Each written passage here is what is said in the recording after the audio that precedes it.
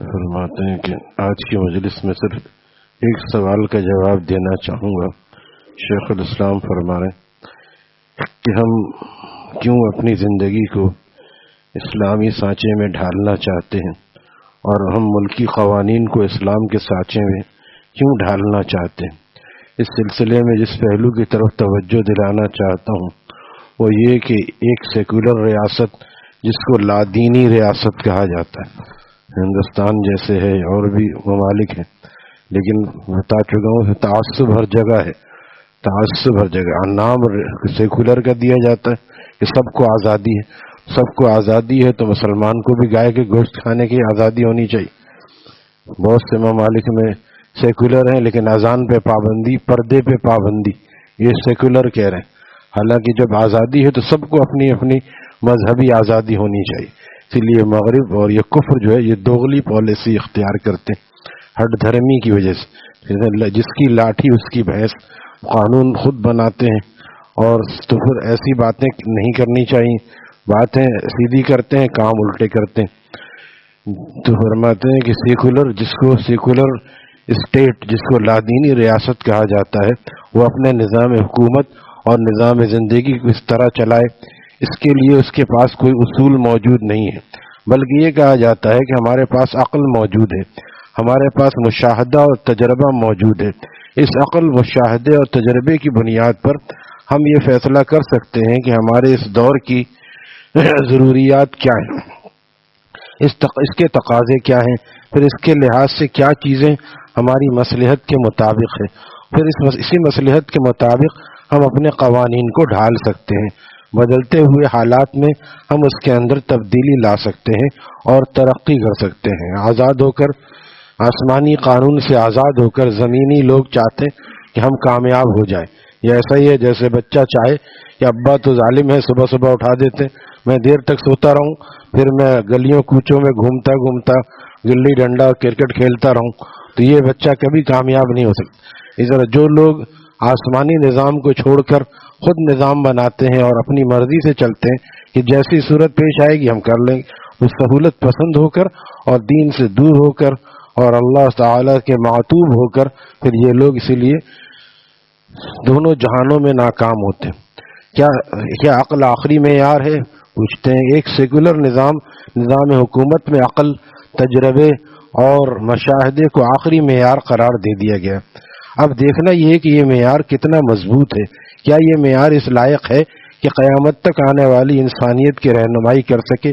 کیا یہ معیار تنہا عقل کے بھروسے پر، تنہا مشاہدے اور تجربے کے بھروسے پر ہمارے لیے کافی ہو سکتا ہے؟ اس کے جواب کے لیے ہمیں یہ دیکھنا ہوگا کہ کوئی بھی نظام جب تک اپنی پشت پر اپنے پیچھے علمی حقائق کا سرمایہ نہ رکھتا ہو، اس وقت تک وہ کامیابی سے نہیں چل سکتا۔ اور کسی بھی معاملے میں علم حاصل کرنے کے لیے اللہ تعالیٰ نے انسانوں کو کچھ ذرائع عطا فرمائے ہیں۔ ان ذرائع میں سے ہر ایک کا مخصوص دائرہ کار ہے۔ اس دائرہ کار تک اس دائرہ کار کے ذریعے وہ کام دیتا ہے، اس سے فائدہ اٹھاتا ہے، لہذا اس سے آگے وہ ذریعہ کام نہیں دیتا، اس سے فائدہ نہیں اٹھا سکتا۔ مثال کے طور پر انسان کو سب سے پہلے جو ذرائع علم عطا ہوئے وہ اس کے حواس خمسہ ہیں، آنکھ، کان، ناک، زبان، ہاتھ وغیرہ۔ آنکھ کے ذریعے دیکھ کر بہت سی چیزوں کا علم حاصل ہو جاتا ہے، بہت سی چیزوں کا علم، درخت ہے، پہاڑ ہے۔ زبان کے ذریعے چکھ کر علم حاصل ہو جاتا ہے، پہاڑ کا علم چکھ کر حاصل نہیں ہوگا، اس کو دیکھ کر حاصل ہوگا یا سن کر حاصل ہو۔ لیکن علم کے 5 ذرائع جو مشاہدے کی سرحد میں آتے ہیں، ان میں سے ہر ایک کا دائرہ کار اپنا الگ ہے۔ اس دائرہ کار سے باہر وہ ذریعہ کام نہیں آتا۔ آنکھ دیکھ سکتی ہے لیکن سن نہیں سکتی، سننے کا کام کان کرتا ہے، اور کان سن سکتے ہیں لیکن دیکھ نہیں سکتے، کان سن سکتے ہیں لیکن دیکھ نہیں سکتے۔ ناک سونگھ سکتی ہے، دیکھ نہیں سکتی اور سن بھی نہیں سکتی۔ اگر کوئی شخص یہ چاہے کہ میں آنکھ تو بند کر لوں اور کان سے دیکھنا شروع کر دوں تو اس شخص کو ساری دنیا احمق کہے گی، اس لیے کہ کان اس کام کے لیے نہیں بنایا گیا۔ اگر کوئی شخص اس سے کہے کہ تمہارا کان نہیں دیکھ سکتا اس لیے کان سے دیکھنے کی تمہاری کوشش بالکل بیکار ہے، جواب میں وہ شخص کہے کہ اگر کان نہیں دیکھ سکتا تو وہ بیکار چیز ہے، تو اس کو ساری دنیا احمق کہے گی۔ اس کا ایک اپنا کام ہے نا، وہ جو کام اس کا ہے اس سے لو، اس لیے کہ وہ اتنی بات بھی نہیں جانتا کہ کان کا ایک دائرہ کار ہے، اس حد تک وہ کام کرے گی، اس سے اگر آنکھ کا کام لینا چاہو گے تو وہ نہیں کرے گا۔ دوسرا ذریعہ علم عقل ہے۔ پھر جس طرح اللہ تعالیٰ نے ہمیں علم کے حصول کے لیے یہ 5 حواس عطا فرمائے، ایک مرحلے پر جا کر ان 5 حواس کی پرواز ختم ہو جاتی ہے، ان 5 حواس کی پرواز ختم ہو جاتی ہے۔ اس مرحلے پر نہ تو آنکھ کام دیتی ہے، نہ کان کام دیتا ہے، نہ زبان نہ ہاتھ کام دیتا ہے۔ یہ وہ مرحلہ ہے جہاں اشیاء براہ راست مشاہدے کی گرفت میں نہیں آتی۔ جیسے گاڑی جا رہی ہے پہاڑ کے اوپر چڑھنا ہے، اب پہاڑ کے اوپر گاڑی کیسے چلے گی؟ ہو نہیں سکتا، اب اس کے لیے ہیلی کاپٹر ہونا چاہیے۔ یہی فرمان ہے۔ اس موقع پر اللہ تعالیٰ نے ہمیں اور آپ کو علم کا ایک ذریعہ اور ذریعہ عطا فرمایا، وہ ہے عقل۔ جہاں پر حواس خمسہ کام چھوڑ دیتے ہیں وہاں پر عقل کام آتی ہے۔ مثلا میرے سامنے یہ میز رکھی ہے، میں آنکھ سے دیکھ کر بتا سکتا ہوں کہ اس کا رنگ کیا ہے، ہاتھ سے چھو کر معلوم کر سکتا ہوں کہ یہ لکڑی کی ہے یا لوہے کی ہے، اس پر فارمیکا لگا ہوا ہے، لیکن اس بات کا علم کہ یہ میز وجود میں کیسے آئی، یہ بات نہ تو میں آنکھ سے دیکھ سکتا ہوں، نہ بتا سکتا ہوں، نہ کان سے سن سکتا ہوں، نہ ہاتھ سے چھو کر بتا سکتا ہوں، اس لیے کہ اس کے بننے کا عمل میرے سامنے نہیں ہوا۔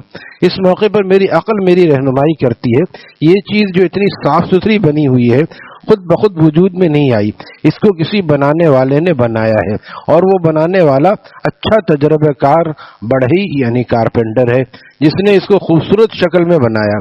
لہذا یہ بات کہ اس کو کسی کارپینٹر نے بنایا ہے مجھے میری عقل نے بتائی، تو جس جگہ پر میرے حواس خمسہ نے کام کرنا چھوڑ دیا وہاں میری عقل آئی اور اس نے میری رہنمائی کر کے ایک دوسرا علم عطا کیا۔ لیکن جس طرح ان 5 حواس کا دائرہ کار لامحدود نہیں تھا، ان لمیٹڈ نہیں تھا، بلکہ ایک حد پر جا کے ان کا دائرہ کار ختم ہو گیا تھا، اسی طرح عقل کا دائرہ کار بھی لامحدود نہیں ہے۔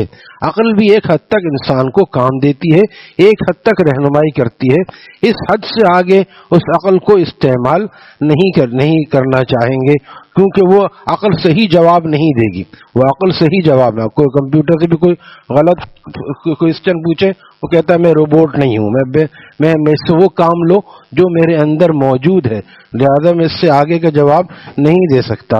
تو عقل سے جب اس کو غلط استعمال کریں گے، اس حد سے آگے اگر اس کو استعمال کرنا چاہیں گے تو عقل صحیح جواب نہیں دے گی اور رہنمائی نہیں کرے گی۔ تیسرا ذریعہ علم وحی الہی ہے۔ جس جگہ عقل کی پرواز ختم ہو جاتی ہے وہاں اللہ تعالیٰ نے انسان کو ایک تیسرا ذریعہ علم عطا فرمایا اور وہ ہے وحی الہی، یعنی اللہ تعالیٰ کی طرف سے وحی اور آسمانی تعلیم۔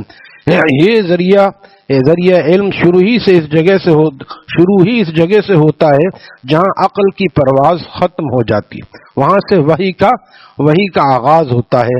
ہمارے حضرت والا فرماتے تھے کہ ہمارے شیخ حضرت شاہ عبد العالی پھولپوری رحمۃ اللہ تعالیٰ فرماتے تھے جہاں پر عقل اور سائنسدانوں کی سائیں کرنے لگتی ہے وہاں پر وحی کا آغاز وہاں سے ہوتا ہے۔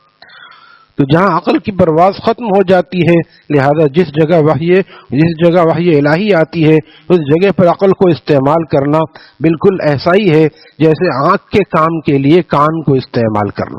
اس کو تو بیوقوف کہتے ہیں، اس کو کہتے ہیں یہ بہت بڑا عقل مند ہے۔ کان کے کام کے لیے آنکھوں کو استعمال کرنا، اس کے ہرگز یہ معنی نہیں کہ عقل بیکار ہے، اس کا ایک دائرہ کار ہے، عقل بیکار نہیں ہے، لیکن نہیں بلکہ وہ کارآمد چیز ہے، بشرط یہ کہ آپ اس کو دائرہ کار میں استعمال کریں۔ اگر اس دائرہ کار سے باہر استعمال کریں گے تو یہ بالکل ایسا ہی ہوگا جیسے کوئی شخص آنکھ اور کان سے سونگھنے کا کام لے اور ناک سے دیکھنے کا کام چاہے۔ بات آگے چل رہی ہے، اللہ تعالی ہمیں وحی کی روشنی سے منور فرما دے۔ الحمدللہ رب العالمین والصلاۃ